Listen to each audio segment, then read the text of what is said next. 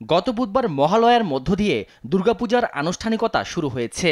সার্বিক নিরাপত্তার নিশ্চিতে কাজ করছে আইনশৃঙ্খলা বাহিনী। শনিবার বিকেলে রাজধানীর ঢাকেশ্বরী মন্দির পরিদর্শন করেন সেনাপ্রধান জেনারেল ওয়াকারুজ্জামান।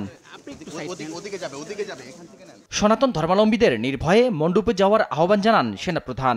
সারা দেশে পর্যাপ্ত পরিমাণে সেনা মোতায়েন করা হয়েছে বলেও জানান তিনি। সবাই যার যার ধর্ম শেষে পালন করবে, সেজন্য যা কিছু করতে হয় সেটা আমরা করব।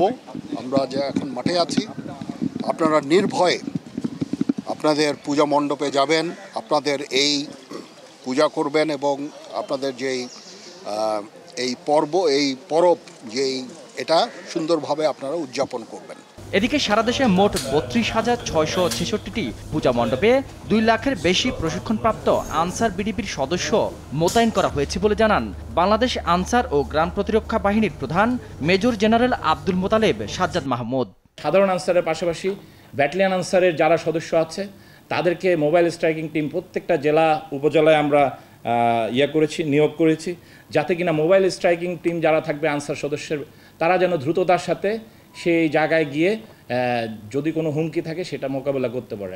দুর্গাপূজাকে কেন্দ্র করে পুরো ঢাকাতে নিরাপত্তা ব্যবস্থা নেওয়া হয়েছে বলে জানান ডিবির প্রধান।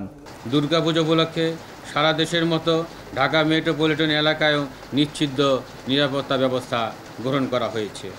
ঢাকা শহরের প্রতিটি পূজা মণ্ডপের নিরাপত্তায় এবং পূজা উৎসবে পুলিশের পাশাপাশি ডিবির টিম সাদা পোশাকে দায়িত্ব পালন করবে, যাতে উৎসবে মেতে উঠতে পারে প্রিয় নগরবাসী। একই সাথে ডিবিকে মানুষের আস্থার জায়গায় নিয়ে যাওয়ারও প্রত্যয় ব্যক্ত করেন মহানগর গোয়েন্দা প্রধান আত্মাহুতি দান। শাহাদাত নিশাদ, দেশ টিভি, ঢাকা।